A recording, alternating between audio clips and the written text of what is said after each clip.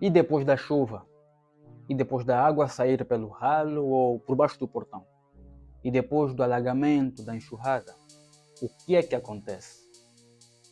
É sobre isso que vamos falar hoje. Eu sou o Engenheiro Oliveira e eu estou aqui para deixar algumas dicas para que você, a sua casa, o seu bolso não sofram com as sequelas das chuvas. Já é mal o suficiente quando você tem que se preocupar com a chuva que cai lá fora, principalmente se você não seguiu as dicas que eu deixei no último vídeo. Pior é quando você continua a levar com essa preocupação mesmo depois da chuva parar. Por isso, eu vou te falar de algumas formas que você pode usar para evitar a maioria, se não todas as sequelas das chuvas. Sequelas podem ir desde a mancha nas bases das paredes ou ao redor das janelas, pontos ocos no reboco, descascamento do revestimento, como tinta ou estuque, a água que continua a escorrer na tubagem de esgoto pluvial, etc. Esses e mais outros problemas podem ser resolvidos se as seguintes atividades forem feitas no momento adequado, fazendo com que a máxima prevenir é melhor que remediar tenha, numa das suas raras vezes, um bom gostinho a se dizer. E fica até o final, porque a última diz respeito à estabilidade da sua estrutura. Número 1. Faça manutenção na sua rede de esgoto pluvial. O bom das chuvas é que já se conhece o período em que elas vão cair. Com essa informação você consegue se adiantar e começar as atividades de prevenção. Então já pode começar a fazer a manutenção na sua rede de esgoto, na sua cobertura, nas calhas, nos tubos de queda, nas valas, nos ralos, nas caixas de passagem, praticamente toda ela em geral. Estamos a falar de desobstruir os tubos de queda, estamos a falar de limpeza da cobertura em si, uma inspeção geral para conseguir identificar e tapar os buracos a tempo e com material adequado. Tudo isso na tranquilidade de um dia de sol, sem pressão. Pode salvar de um mês inteiro do estresse da chuva e de muitos meses mais depois das chuvas pararem. E ainda, gastos significativamente mais caros do que um tubo de silicone, ou uma vassoura com escovas duras, ou até um saco de cimento. Número 2.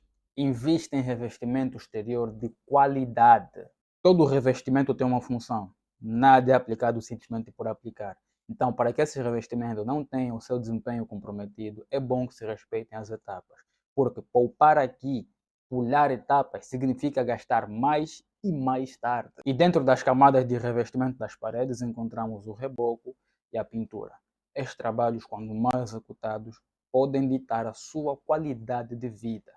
Para o reboco, você pode usar logo na argamassa um aditivo que lhe confere propriedades impermeabilizantes, diminuindo o grau de absorção da massa quando já curada, ou seja, quando seca. Mas por não ser prática comum em Angola, é bem provável que você tenha alguma dificuldade em encontrar este tipo de aditivo. E é por isso que você deve investir numa pintura de qualidade. E é sabendo que muita gente ignora a etapa de preparação da parede para a recepção da tinta que eu te digo que não faça isso. Não deixe de passar um fundo preparador da parede, que é um primer ou um primário, em nomes mais comuns. Esse é um material que basicamente reúne e agrega todas as partículas soltas na parede, tapa os poros e prepara a parede para que a tinta tenha uma melhor adesão, fazendo com que a tinta não seja absorvida pela parede, essencialmente melhorando e aumentando o desempenho da tinta, fazendo com que com mais de mãos que são passadas na parede, a tinta tenha um melhor desempenho e realmente proteja a sua parede. Quanto à tinta em si, para as faces exteriores das paredes, procure usar tinta acrílica, que é uma tinta com um bom grau de impermeabilização por causa do polímero que faz parte da sua composição. E claro, deve sempre contratar um pintor profissional, alguém que realmente sabe o que está a fazer, e não alguém que simplesmente vai mergulhar o rolo na tinta e depois passar na sua parede. E número 3, impermeabilize a sua fundação. Engana-se e sofre quem pensa que os cuidados com a casa resumem-se àqueles que podemos ver. Por estar em constante contato com o solo e, consequentemente, com a sua umidade, as fundações acabam por ser grandes promotores da umidade ascendente, que é aquela que sai de baixo para cima, causando manchas nas bases das paredes. Estamos a falar de qualquer tipo de fundação, profunda, superficial, rasa, não importa, desde que esteja em contato com o solo, está em contato com a umidade do solo. E quando chove, parte da água que cai no chão evapora e outra parte infiltra-se no solo. Então, se a sua fundação não estiver devidamente tratada, essa água tem um caminho facilitado até a sua parede, afetando-a por dentro e chegando até os seus revestimentos mais exteriores. Estamos a falar do reboco, afeta o estuque, afeta a pintura, até o revestimento cerâmico não está safo desta sequela.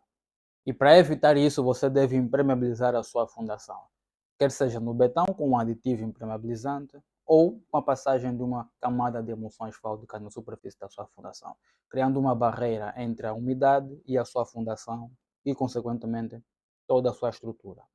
E foi isso. Essas são algumas dicas para você salvar o seu bolso de hemorragia intensa antes e depois das chuvas para problemas relacionados com as chuvas, quer seja para você que já construiu ou para você que está a construir.